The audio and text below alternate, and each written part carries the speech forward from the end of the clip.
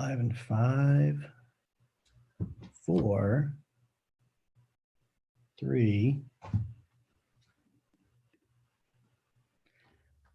Hey, everybody. Welcome to today's Advanced Auto Retail Marketing Mastermind. This is one of 6 different webcast programs that we conduct weekly under the Auto Retail Marketing Webcast series, which I'll walk you through in just a moment.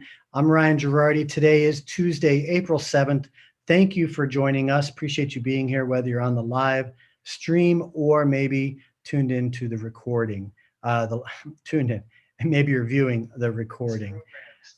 This is streamed live, as I just said, on YouTube. And once the live stream ends, the video becomes unlisted. So the only way to get access to the recordings is if you have a link to the video.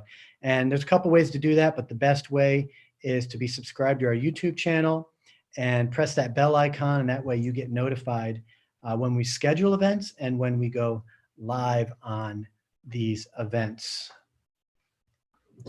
Sorry, guys. The other way is in our Slack member network.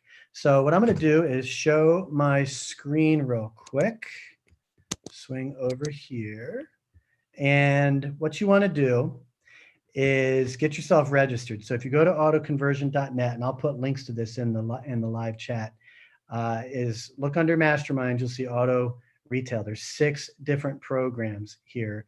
We're in the Advanced Auto Retail, and we do 6 different ones because every Tuesday at 2 o'clock, we do a different session and different focus and orientation. So I don't recommend you sign up for all 6, but if 1 or 2 of those subjects appeal to you, go ahead and register. That'll generate your Zoom access, and you can participate here on the webinar portion, just like my panelists are that I'm about to introduce.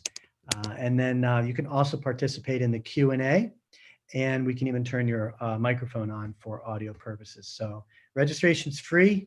It's right there, and that'll kind of put you in the loop. These are recorded, and then we feature them on the AutoConverse podcast, and it's a whole different experience. So even if you tune into the live streams once in a while, get subscribed to the AutoConverse podcast and get a whole different experience. And speaking of, I just released a really fun podcast, Prelude to the Global Pandemic Shutdown from the Eyes of the Auto Retail Industry. That features a couple different sessions from this series, actually, leading up to this whole coronavirus pandemic and shutdown. So check that out. It's a great podcast, and let me know what you think. In fact, if you go to the post, you can even chime in on the discussion like Mike the Car Guy has. Very cool discussion points. Mike was referenced in that as well. So just log in and you can post to there. Panelists, let's unpin me right here and bring you guys on. So we have Mike the Car Guy Carrera tuning in from Southern California with Dealer Built DMS. Micah Burkholtz, hello, from Vista Dash. Adam Thrasher in Nashville with R22.io, or do I say R22? It's all good. It works Either way. Chris Sondeski at BDC Pros in Philly, or I say Philly, right? Can I say Philly? Go with Philly. That's cool. That's cool. I like your background too. And your t-shirt. Shouts out to Owen and Kevin at Fixed Ops Digital. Owen? And then Ed Roberts, great to have you here from Bozard Ford, Lincoln in St. Augustine, Florida. Ed is Fixed Ops Director there. And I invited Ed. Ed, you've probably seen on our Fixed Ops marketing strategies sessions. But I invited Ed up because he's doing something cool at the dealership and wanted to have Ed share that. So, which we're going to start in just a moment. I am going to post a link to get up here on the Zoom for those that are here on the attendee side. As I said before, if you want to throw questions at us, please use the Q&A feature within Zoom to passively send questions, and I'll respond to those as we can. And then if you want to live chat, please do it on the live stream, and that goes for all of us. Do all live chatting on the live stream so everybody can be part of the chat conversation. All right, let's get rolling. The focus of today, the way I framed it was, if you want to throw pause, mute, got to mute that right there. The way I framed it was, is the auto industry banding together effectively around COVID-19 or not? And I think part of why I say it that way is I find that the auto industry there's collaborative corners, but then I think there's protective corners. There's people that want to collaborate in certain pockets. And one of the ideas that I had brought forth in our March panel was, can the auto industry really truly learn to collaborate transparently and cohesively? And Mike, do you remember what you said, Mike Carrera? Do you remember what you said in response to that? I remember saying that it was actually an exciting time in the car business, looking at factors that are changing and forcing the business to evolve in ways that we've been hoping that it would evolve for a long time. Looking at things like speaking the customer's language, texting has now become such an important part of communicating with customers from the dealership, in dealerships where like sales departments are completely shut down. The only way they can communicate with customers to let them know that they're open or available to serve them is through texting and through some of the other features that a lot of people have been reluctant to jump on board with. And this is now forcing some of the issues. But I think companies that are helping out dealerships with these tools, a lot of companies are offering use of their tools at no cost or limited cost to try to keep them going through this and make sure that the dealerships last to the other side. There's a lot of camaraderie and a lot of working together that unfortunately it takes something like this to create. And I think part of my premise with the whole can we collaborate was, the paradigm is shifting right before our eyes. Everything is changing right before our eyes. And a lot of us are scrambling for answers and what to do. There are people that think they know what we need to do. I think Katie Jackson Richter at Cuneo, said it very well. She said, nobody really knows. There's no answers right now. So I think where I was coming from was, will we collaborate to find answers? I know, and that's part of my motivation of getting up here is, where are you at? How are you affected? And that goes for everyone that's watching and on the webinar, not just the six of us. And what are we doing in response?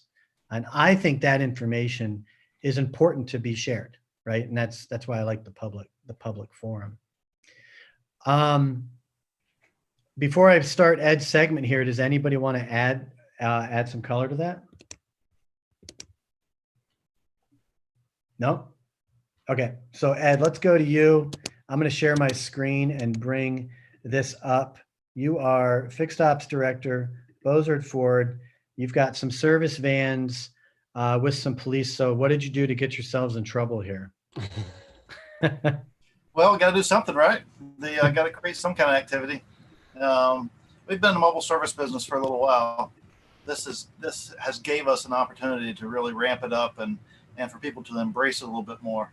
Because first thing, when you tell them I can come out to you and take care of it there, first thing they think is price. Well, I don't want to pay any more than I have to already. So I'll just bring it to you, or we'll just drop it off or whatever. But now there's the stigma or the fear that, man, I could be contaminated if I go in or get out of the house or whatever. So it's a much easier sell right now.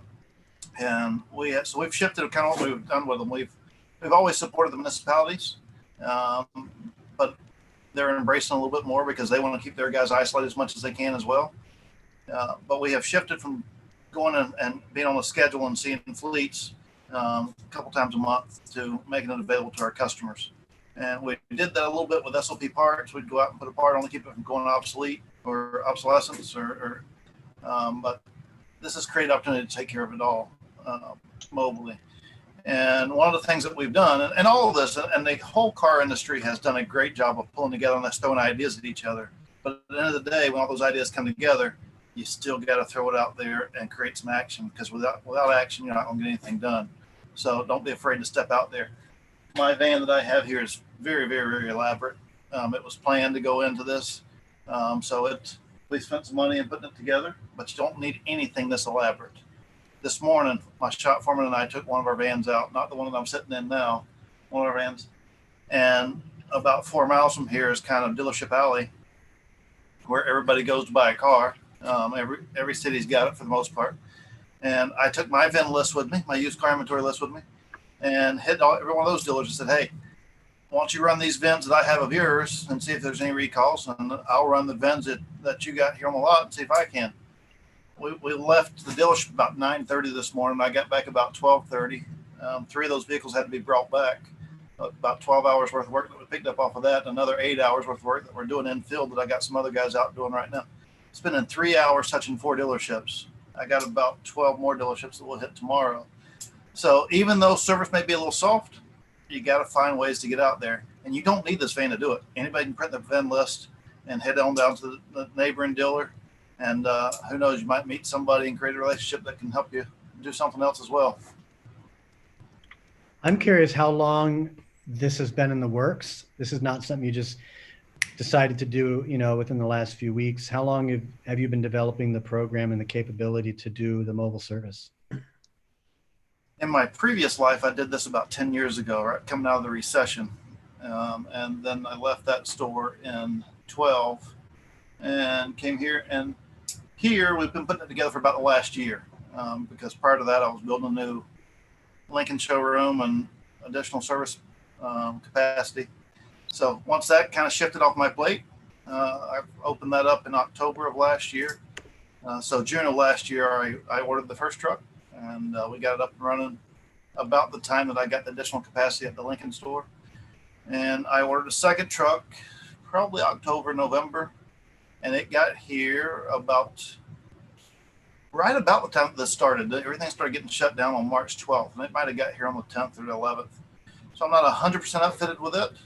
The one that you're looking at in the picture is my second truck. The first one is got hubcaps on it, just it's a little dressier. That's the second truck as well. That's the one we took out this morning. But there's tons of stuff on here that you don't have to have. I got about 85 grand tied up in this truck. I got about 80 grand tied up in that truck.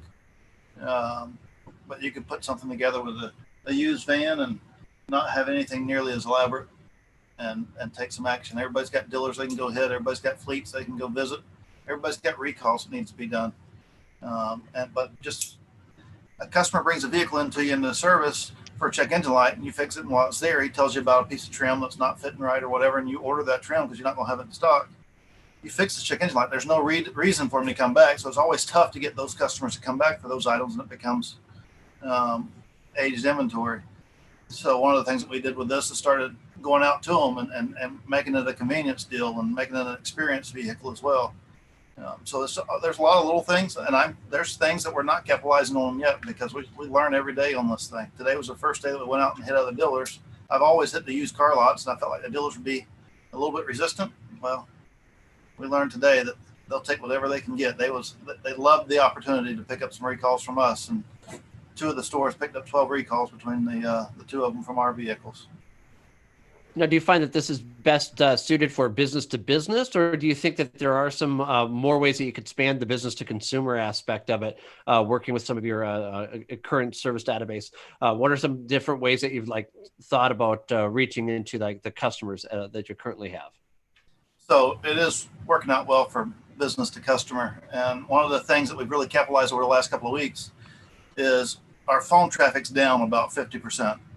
So we've done a lot of things with prospecting and conquesting to get traffic in here with working recall lists and working recommend not dones and various other things. But also in addition to that, my missed appointments has went way up. My missed appointments usually would run about 5%, and they're running 25, 30% on a peak. So when we call those customers back, we already know they have a need. They called you to begin with to set up an appointment. They have a need. They haven't got it done. They just, for whatever reason, got cold feet or something came up and they couldn't make it in. And we offer pickup and delivery or mobile service. And in the last 3 weeks, we've eliminated missed appointments. We hadn't eliminated them. They're there, but we picked them back up and still made something happen with them. And right now you need everything you can get. Yeah. Excellent. What are some of the mediums that you've found been the most effective for you in communicating that you have this available to your customer database? Is it email marketing? Has it been display? Has it been Google Ads? What have you found that is working that's getting you the best return for that? There's an opportunity with us doing some marketing as far as getting it out there to our consumer base.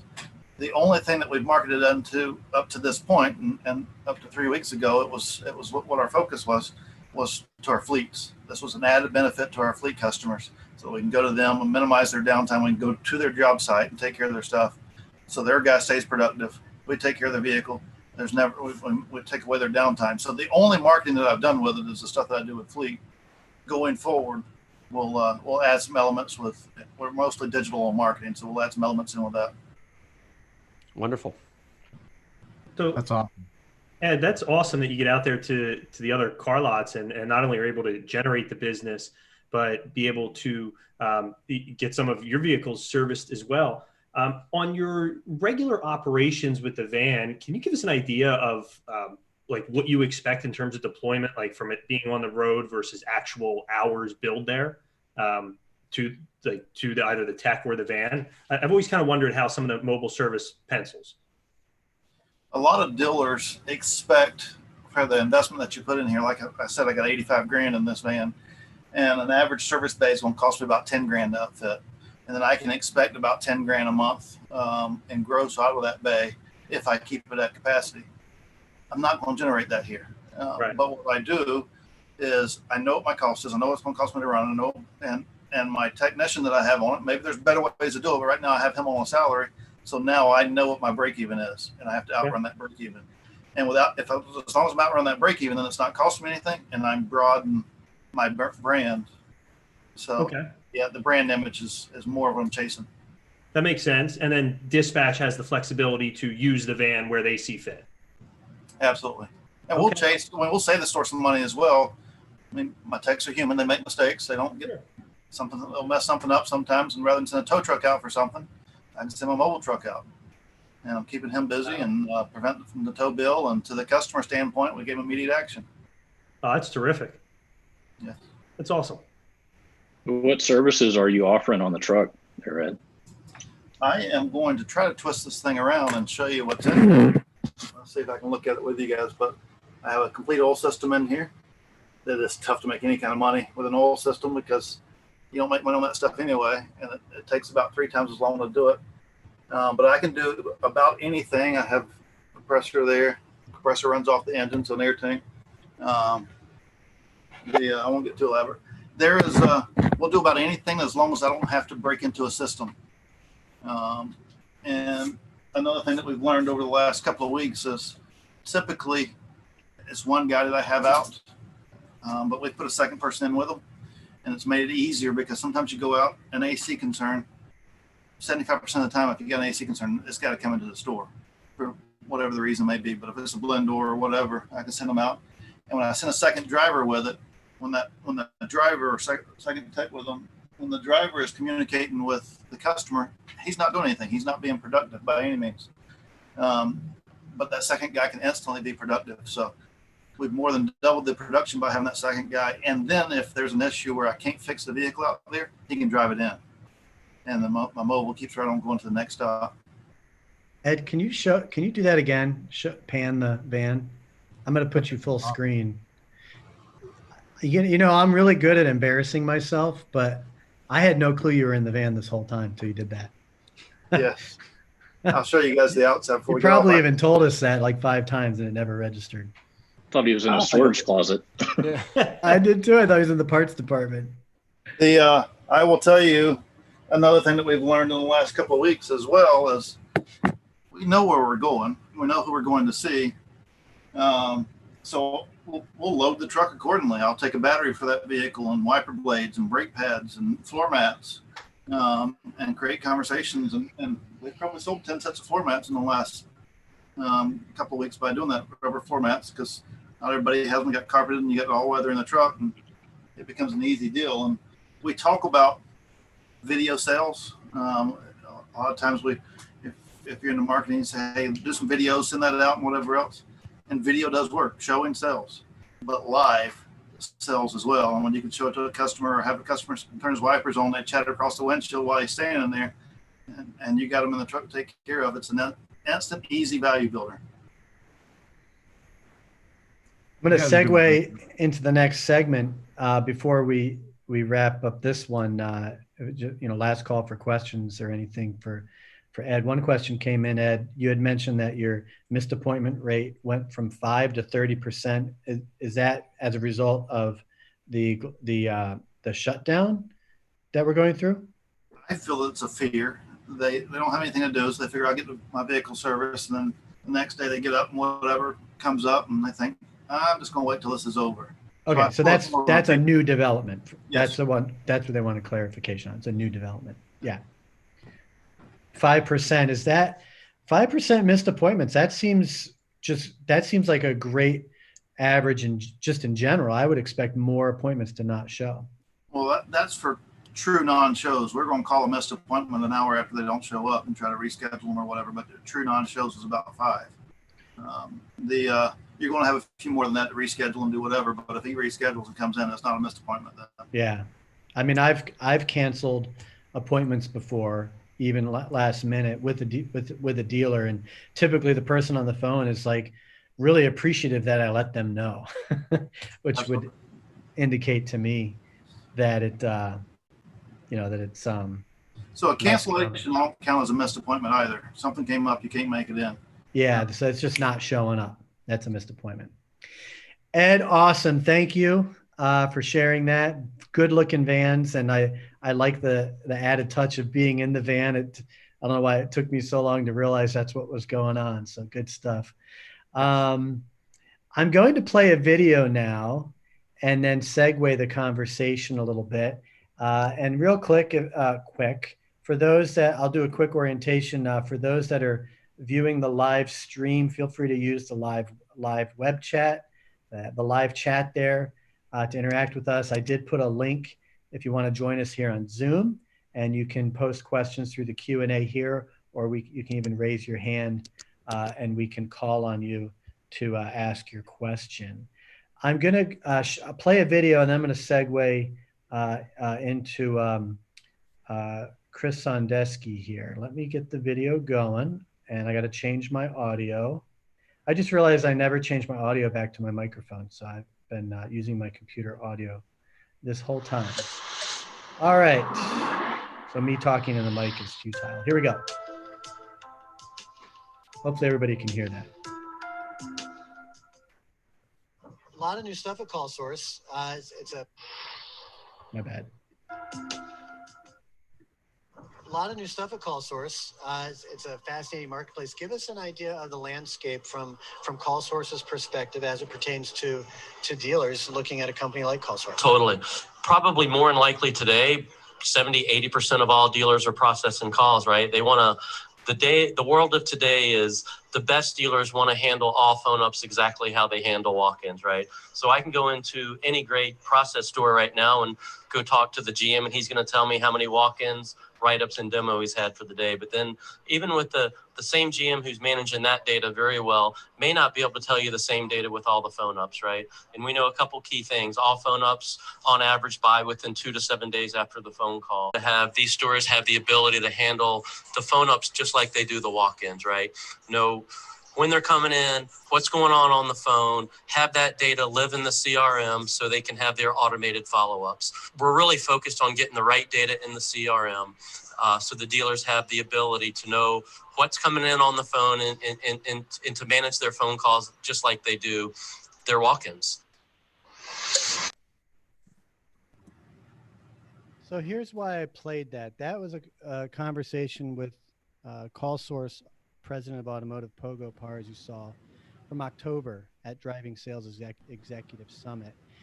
And, referring to the fact that most dealership operators or managers really have their metrics dialed in with walk-ins, but not so much with their phones. And that's what he was alluding to, that we have all this attribution data that's available, and we need to create the best practices around that.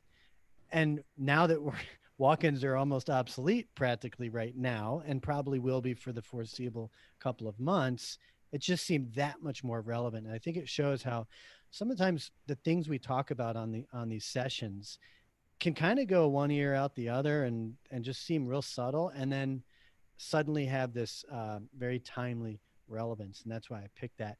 But Chris, your team handles frontline lead response and works with sales departments on a daily basis. So, and you're with BDC Pros. So, maybe do a quick intro of BDC Pros so people know where you're coming from. But how are you seeing sales teams respond in different markets? Because it does, vary geographically based on essential and non-essential government orders? Sure. So thanks for that, Ryan. At BDC Pros, we generally handle a managed full service BDC response. So our team's based here in South Jersey and Cherry Hill, New Jersey. We all are working remote. We've been under stay-at-home orders for a couple of weeks now. And we handle dealers from the epicenter in New York and Brooklyn and Westchester to Atlanta to Northern California to Arizona. We work with dealers across the country. And like many things in the car business, this has been very cyclical. There has been a wave that has gone through where when these shutdowns start, customers are quiet, volume's dropping, nobody's in the showrooms, and that's the start of kind of the dealer, oh my God, what's going on here? And then things kind of level off and then hit kind of, you almost look at the curve flattening as they're talking about it. And that's actually what we're seeing take place right now. Northern California, they've done their things. They have followed their stay-at-home orders, done their distancing, and they're able to facilitate a business again, even though it's with a thinner staff. A lot more of it's online and remote, and that's what's taking place in New York. Their showrooms are closed. A customer cannot come into the showroom. They're allowed to deliver a car because there's a need for people that either have a car broken down, lease ending, et cetera. Nobody's expecting to do the volume they were doing. They know that there's half volume out there. The manufacturers seem to believe the same. They're holding their programs pretty steady. So what we're finding now is less consumer resistance. Before when you just tried to get a customer in a showroom to test drive, it was a fight to get the customer to commit to coming in for a test drive. Well, now every customer just wants a test drive. And once we get past the objection and we get them back to where, I'm ready to buy, like they have been calling, the customer's ready to walk through a deal. We ask a customer for a credit app to get them good, accurate numbers. We have a credit app right away. We're not seeing a challenge in communication. And if anything, connections have picked up. We know on inbound, we know how important those are. And I absolutely agree with Pogo that they need to be measured. They need to live in the CRM. And I would even take it a step further and say that you need to measure across your omni-channel and at a minimum for your texting. You have to know what's happening with your text when more than half of consumers are choosing that as their way of communicating. So let's make sure we're measuring what happens on all that opportunity, because the customer that we got on the phone today and that we had a conversation with and that we got a credit app for and we got some trade information on, that's yesterday's walk-in traffic.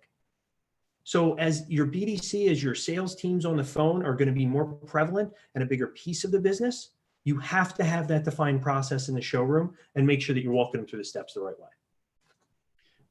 Clarify, you said showrooms in New York are closed, but they're still permitted to deliver a vehicle. So Right. They're still permitted at the dealership. That's where they're delivering. So the last guidance that came out from the governor, and I'm relying on what was there a week ago that our stores are still currently operating under, the dealership is closed to general traffic.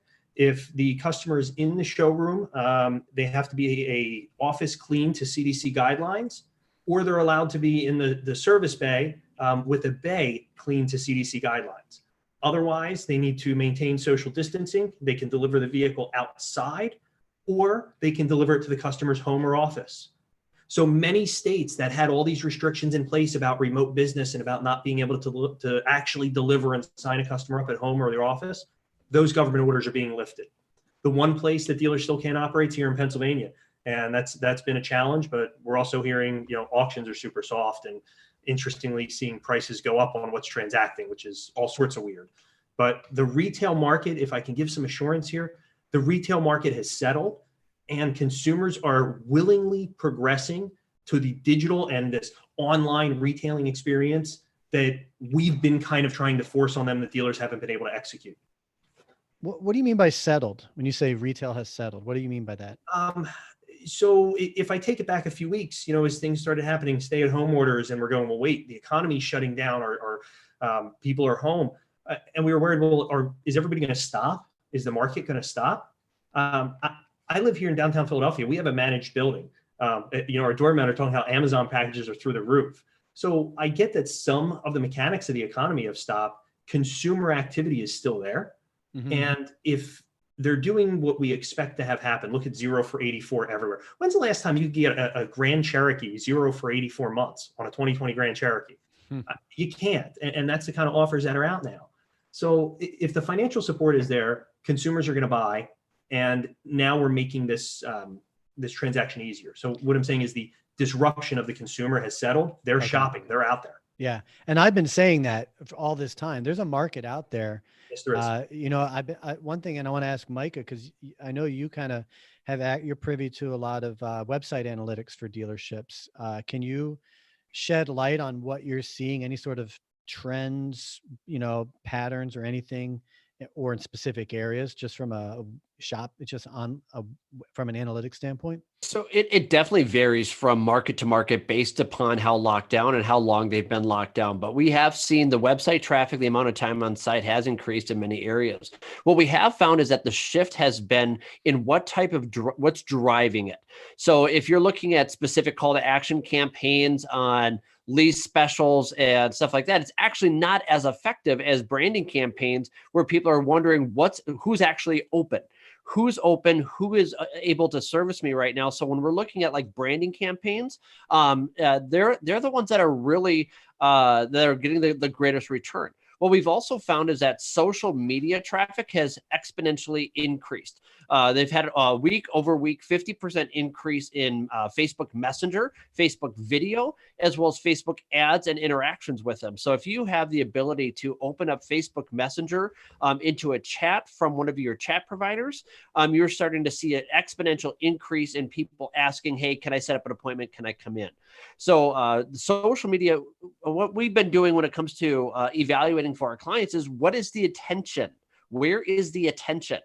You might not need to cut spend. You may need to shift where that spend is. You may need to just maintain those levels, but just put it in front of where the customers are. So we're seeing an increase in OTT. More people are utilizing streaming. We're seeing an increase in social media. And app-based. So those are some of the things that we're seeing is getting a greater return so that people can still keep top of mind while being present where their clients are, where their customers are. So website traffic has dipped in certain marketplaces where they've been a little bit, where they have been a little bit more hard hit. And we have seen some where they've just gone completely dark. We've also seen a large increase. Go ahead. Where have you seen things go dark? So there's certain pockets in Michigan that we've seen that have gone completely dark. Some places, some dealers in some pockets within Southern California, we have seen some go dark as well. So there's certain places that we have seen where they're just cutting all advertising and trying to weather the storm. In other places, we've seen some that are like actually increasing ad spend and saying, hey, we are large enough that we can weather the storm and increase market share at this time. So once again, now it's being smart about where are you putting that attention, where are you shifting that spend based upon it. Once again, this is each pocket, each store is very much independent when we're looking at what their inventory levels are, what the marketing message is. I mean, you've got some of the imports that are not doing the 0% for 84 months, but they're doing a 90-day payment reprieve. Or there's some manufacturers that are saying we're going to give you, we won't have 0 for 84 months, but you're not going to have 3 payments because we're going to give you $3,000 worth of rebates that are applied towards that. So we're seeing the messaging is a little bit different, and therefore inventory levels also affect that quite a bit. With what's being displayed in front of the consumer. So we've also found that the stores that are consistent on the phone, and I think that kind of echo what we saw with your conversation with Chris and with CallSource, is what are some specific metrics to start tracking with those phones and with text message and chats, and being able to go back if you have the ability to listen to those phone calls or to read the transcripts, some things that are very important, that some very specific KPIs to measure to. One, did you connect? Did you connect the caller or the person that is on the other customer? Do they connect with somebody who can answer their questions? how quickly did you get that to them? So you got the receptionist. Can they bypass the receptionist and actually talk to the salesperson? So did they connect? That's a main KPI to track, because that's going to alleviate a lot of headache down the road when you're starting to interact with them. Because if they're waiting a long time, they're not going to want to talk to anybody. They want to just be quick about it. And then in the process of connecting with them, with a salesperson, did they request an appointment? Did they even request it? Are they asking, hey, when can we bring the car to you? Or when would be a good time for you to come in? Are they requesting it? What percentage of your phone calls and texts or chats are actually requesting to set an appointment? And then when they do set the appointment, is it firm? What percentage of your phone calls, chat, texts are resulting in firm appointments? Are they set? Now that's like, oh, I'll Saturday afternoon. No, is it Saturday afternoon at 2:15? That's a firm appointment. And if that's delivering it to them or bring them into the store or what have you, you want to manage that percentage, because you can set like somebody up for an appointment, but if you don't have a firm, a set time, your percentage goes from like 75% show rate to drops down to less than 20%. So you want to have a solid set appointment. And then also after those calls, after those texts, after those chats, are they pursuing? Are they following up? Are they following up and saying, all right, so this was a missed appointment, or we drove there, they weren't available. Are we following up? And what we have found with the dealers that we're working with that are following those steps to manage those the phone calls, chats, and texts, we're finding that they're having an increased return on their ad spend because they're effectively handling it. Their process is dialed in. So when marketers are looking at where's our ads, where are we getting our leads from? Well, that's great, but if we don't have this process dialed in, everyone's going to just be throwing away the money. So it's how do we marry the two, and that's what we have found for calls, chats, and texts. What's some of the best ways to manage specific KPIs? So hopefully that's a little helpful for some of the people that are watching. Lightning, I'd say. Adam, Mike, I see some of comments in the chat. Respond to Micah. Well, I think, part of, to add to what Mark is talking about, I mean, if you are, hopefully dealers are using call tracking and using DNI and, looking to see not only what's making the phone ring, but, what sources are making the sales lines ring, what sources are making the service lines ring. And if you got a call tracking tool that allows you to go down to, a keyword report as to what keywords are making the sales lines light up, what keywords are making service lines light up, and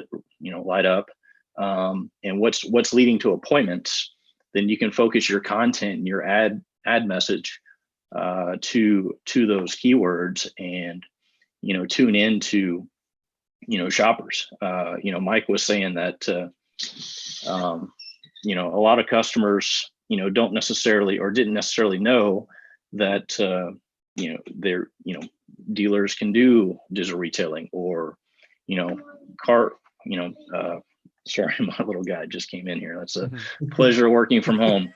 Right. And I totally lost my train of thought, but ask him if he wants to be on TV. He probably does. He's a show off. Kids find that pretty neat. But yeah, I think the messaging that most dealers up until now have been putting out there is just they're screaming price and payments and things like that, and not necessarily, hey, let us make it convenient for you. We can come get you. We can bring the car to you. We can pick you up, whatever.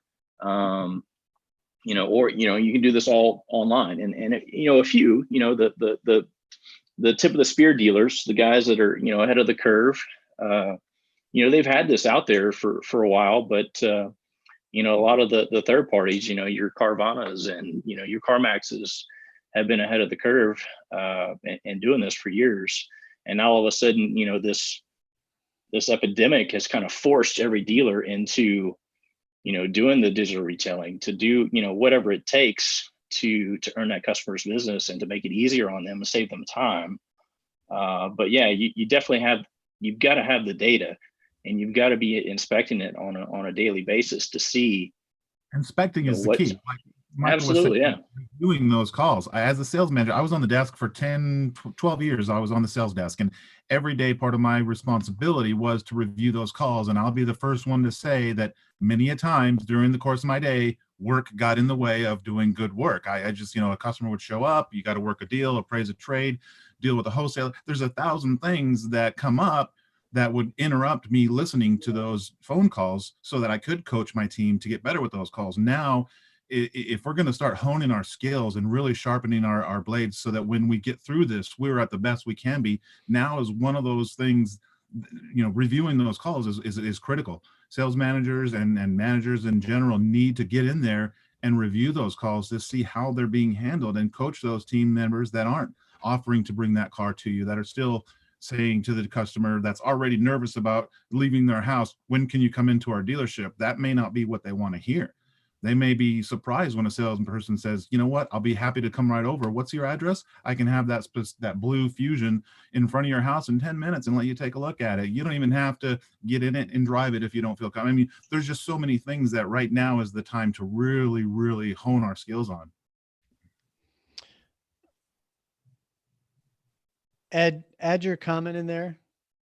So I'll give you an example. We had a customer in here the other day that was getting his vehicle serviced, and he asked if we were selling any vehicles. And I said, yeah, we're not where we want to be, but we are. And he says, I can't believe anybody would buy a vehicle right now. And I said, well, what do you mean by that? And he says, well, it's just the wrong time. And I said, well, think about that for a minute. I said, how secure are you in your job? I said, will you be there in 6 months? He said, yeah, there's no doubt. I said, well, now is probably the perfect time for you to buy, because you can capitalize on those things and not have the fear of setting yourself back, and identifying that as key. And we sold him a vehicle. And So, I'll add to that, even if you have a car that you're paying finance on and you think you might lose your job, you should probably get out of that car and get a new one with zero financing, so that when you lose your job, at least you're covering your butt a little bit there. And you got 90 days with no payments. So there's so many great opportunities right now. And, it goes back to there's a market out there, both for service and for sales. And as Micah pointed out, special offers and promotions aren't being received the way that just general branding and awareness goes. I think the big message is, hey, we're going through this just like you are. We are here for you, and we're going to work through this together. And, we're here for you. And, Mike, the podcast I just released, the prelude to the global shutdown, in the process of putting that together, the follow-up message, the next podcast I'm focused on is finding that silver lining. And I'll throw this out to the panel in general. The silver lining here seems to be, from a auto retail standpoint, is it's going to kind of like snakes shed their skin. I feel like we're going to shed our skin as an industry in the retail side, and really just shed some old fashioned practices and thinking are going to really just go away. And we're all, the ones that come through this are doing things like Ed's doing. He's been on this path for a while now, and suddenly the demand for it, has increased. The demand for online shopping tools, right? I think it was Adam or Chris. One of you made an interesting comment. Chris, I think it was you. Yeah, you were saying that there's less customer friction right now, that the customers are embracing the online tools, whereas a few months ago they were resisting that.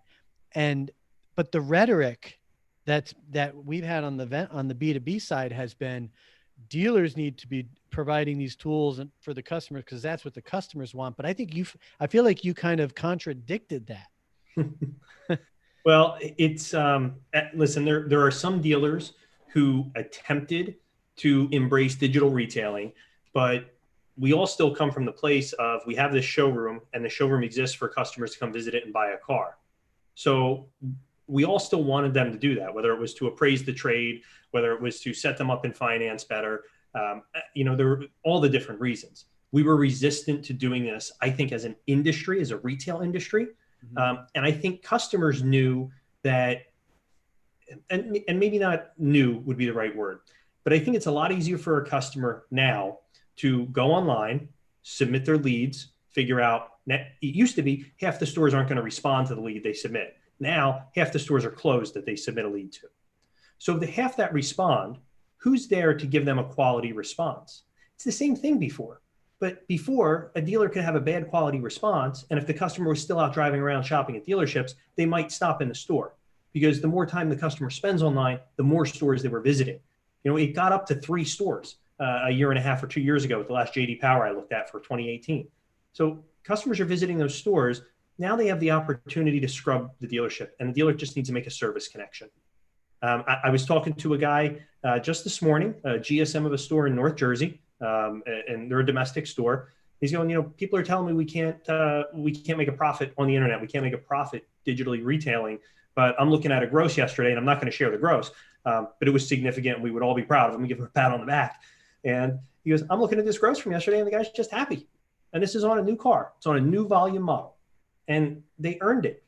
So maybe, just maybe, this crisis is going to force dealers to reflect on what we should have been doing all along to serve what customers have been demanding from us.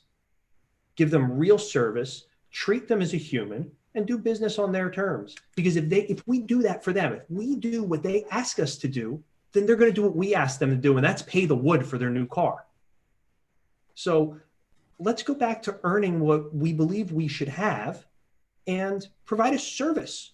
You know, I mean, how many times have we learned? I mean, I remember growing up as a kid, the salesman was the professional. Your real estate agent was the professional. That broker, that person walking you through a significant transaction is supposed to be of value to you. That's what a salesperson used to be. And we let it get away from that.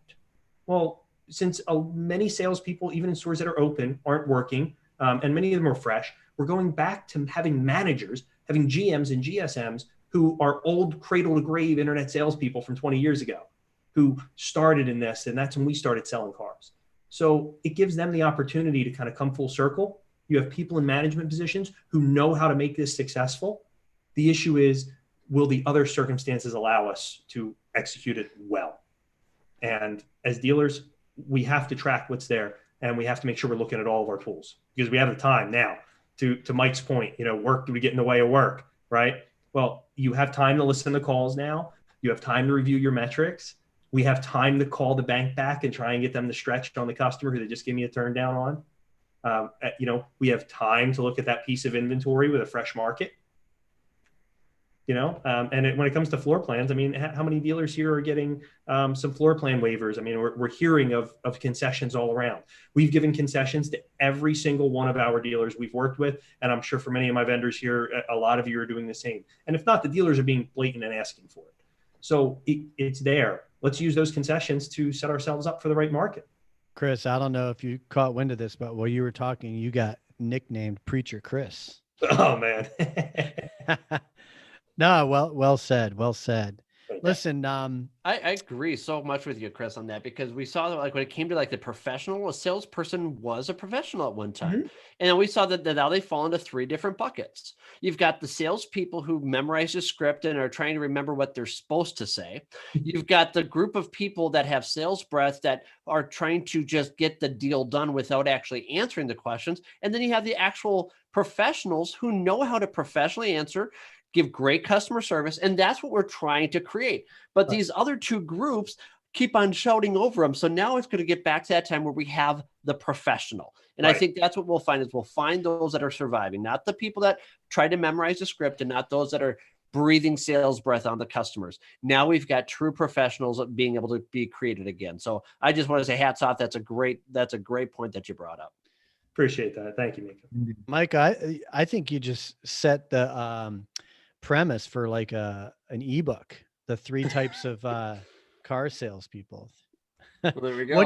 What do you think there's more of the 3? Like, you know, what are there more of and what are there least of the 3? I think that there's more of the salespeople that have tried to memorize a script and what they're supposed to say. I think that's what we have the majority of right now. I think the ones that are recognized and the ones that are getting too much that have given us a bad name are the sales breath salespeople, and it's those professionals that are flying under the radar. They may not be the most visible people that we could recognize as the public, because at the vendor world we're just looking at it as like another person from the consumer public, but they're the professionals that are consistently hitting 15 to 20 cars a month, that treat their customers right, have good CSI scores, and they're not causing ripples without a lot of hair on the car deals, right? So they're the ones that are making it easier for the sales desk, that have a great rapport with their customers and can go home at night and sleep. They can put their head on their pillow and fall asleep. And I think that that's what we want to try to get to. But right now we've got the too much vocal in the industry in the past, and we've got the people that are just trying to memorize and see if they survive. To add to that, I talked to 2 different dealers today that cut staff significantly, in the last 6 weeks, but their sales haven't dropped as much as you would have thought. It's maybe down a third, but they've only got 3 or 4 salespeople in the dealership at any given time, but yet they're still selling. So to add to what Mike is saying, they only left the top guys. They didn't. The 8-car Johnnies, they got rid of those guys. So they kept all their top guys, and sales aren't going down that much. So I think everybody's still looking to buy a car, but obviously the ones that are calling the dealership, that are smitten leads, they're serious. So that may have something to do with their closing ratio or their sales, not dropping off as much. But it goes a lot to. It's going to be an opportunity for dealerships to hire the right staff. Too many times as sales managers, we just hire bodies to make sure that I got 10 guys on the floor at any given time. And they aren't always the right bodies. So as we start to grow again and business demands it, we can be more selective and bring the real salespeople back in as the business goes. As a good salesperson gets promoted to a closer, to the desk, to finance or whatever, we don't always do the best job of filling that vacancy behind us. So by leaving that vacuum, we've ended up with an entire generation of waiters that people just expect customers to walk in and shove money in their pocket without any issue. They don't have to do anything, and they can go about their job, and they get disheartened when they find out they have to be salesmen and work for it and earn that customer trust. As heartless as it sounds, you kind of, the dealerships have really trimmed the fat. Yeah. Well, I think that's what it was. You mentioned the 8-car Johnnies aren't going to be here. Listen, I don't think 12-car Freds are coming back either. The That's biggest. not a bad thing. No, it's not. It's really not, because look at what we've done to try and build the ranks here in the car business. Dealers. This is the first year I know of where there were dealers that actually planned to reduce payroll, because a lot of OEMs said we're looking at a flat year. So if OEMs say flat, that means we're going backwards. So I think everybody was coming into this year looking at a little bit of an efficiency gain.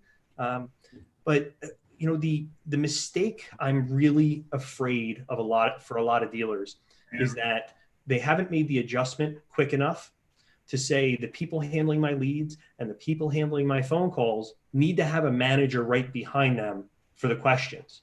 Because I'll tell you, in stores where that's not necessarily happening, we're seeing repetitive calls with the customer going, what's going on with my application? I submitted my trade info, et cetera. And it's not like everybody's too busy to give that customer an up or down, but that's also the customer on the showroom with the 8-car Johnny who no manager wants to go take that T out. So, why are we setting ourselves up for failure here when we have such a ripe opportunity to set ourselves up for success? And that's what this is, an opportunity. Yeah. That's what a situation like this is, all the time, right? It forces you to think outside the box and navigate your way through. Folks, we're out of time. I'm going to go ahead and wind this down. But got a couple housekeeping things to do. But Ed, you're our sole dealer representative. I'd love to. Kudos to you. You're doing awesome. I'd love to get the last word from you. Any closing statements? And I think the big question is what do we do? You on the retail side, right there in the battlefields. What do you need to see from the industry and guys like us? Well, it's a choice for these dealers to cut people and not think outside the box. But also, it isn't just that they're getting rid of the ones that they don't want or whatever. It gives those people a chance to decide it probably wasn't right for me to be in sales anyway, but they did it because it was convenient. They already had that job and didn't go look for another one. They probably are going to look for something different now. We've made the choice to keep everybody, and we hope to ride through this. And that's the choice that we took on. We give everybody a guarantee. Hopefully, they can outrun it. But it's the mindset that we set out there. Everything is positive. Last Friday we had positive Popsicle Friday. But because of what we're doing with the mobile truck, I have 3 guys right there that still have a job. Hey, And that's what my mobile tech guys. Can they step like 2 feet further apart from each other? We're trying to get in. But they keep still up the have a good job. work, guys. They still have a job because we decided to keep everybody and think outside the box. Mm-hmm. And we're not the only ones that can do that. We might be one of the few that are doing it, but it's a choice to go out and do that as well. It's a choice to cut. It's a choice to do something different. Mm-hmm. All right, Ed, thank you so much. I know you're busy. I mean, we're all busy. I know we all have a lot to do, but I'm glad you find value in being here and just your spirit to want to share and also learn as well. It means a lot I think I speak on behalf of all of us. Glad to be here. All right, panelists, thank you. Hang tight while I wind things down. If you got to go, you got to go, but hang tight if you can while I wind things down. To those on the webinar, thank you for being here and throwing in your questions and participating.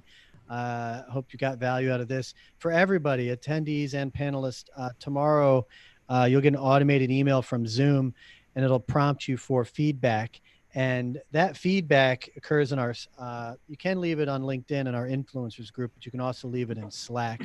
And Slack, by the way, in case anybody has any questions, I know Ed's pretty good in there. Adam, Micah, Mike, Chris, we got to kind of get you more indoctrinated in there on the Slack side. Where did my window go? Hold on one second here. Oh, there it is. While I have you, we're moving to Slack. Since all of our on your side. Yeah, so all of our integrations had all been internal, and we kept them in our Google environment. Mm-hmm. That is, we've gotten things further along, and I don't know if we're still on here or not. So maybe I'm over. Yeah, we are. I want to wind things down. I didn't mean to backhand you there. No. You're good. Here's what I want to show people. We're moving our integrations into Slack for dealers. So when we for instance, if we need a manager to hand a customer off to a manager, we can actually post a message right in a Slack channel that includes the audio, includes text history, can include a transcript of the call that the agent had. So you've gotten me to move forward to Slack and help our technology move along. So I'm getting there, buddy. I'm getting there. That's good to hear. And let me Slack's amazing. So just to give everyone a little important information here. First off, when you're on autoconversion.net, which we have relabeled as the Learning Center, there's a link there to Slack.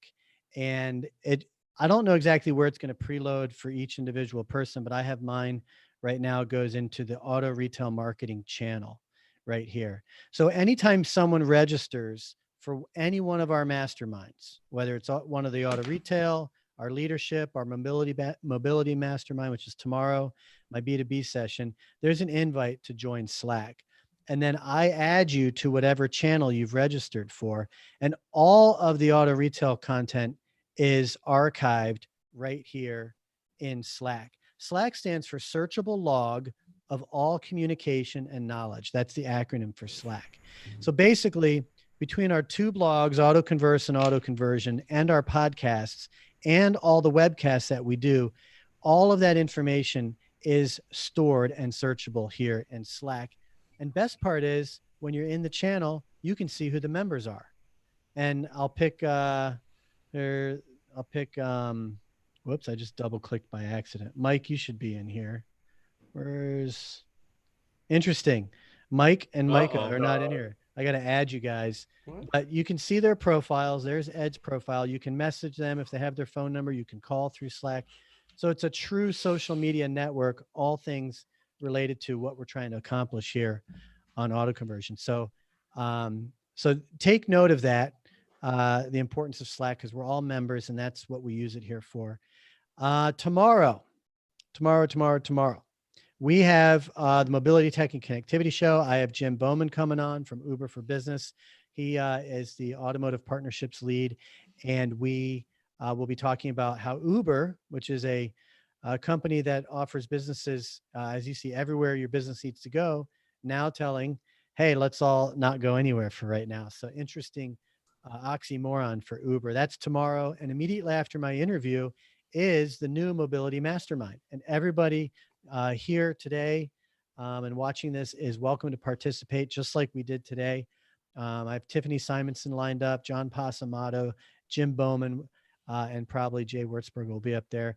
And same deal, the focus is shared mobility, and you can see some of the items. We're going to be looking tomorrow at Google's mobility changes report, which is really, really revealing. So that's happening tomorrow. Thanks again, everyone. I'm Ryan Girardi, panelist. Hang tight. I'm going to take us offline and shut off the live stream. And keep your head up, folks. And remember, find the silver lining and know that there's an opportunity here. And it's up to each of us to help each other find it and get there. Take care, everyone. Okay.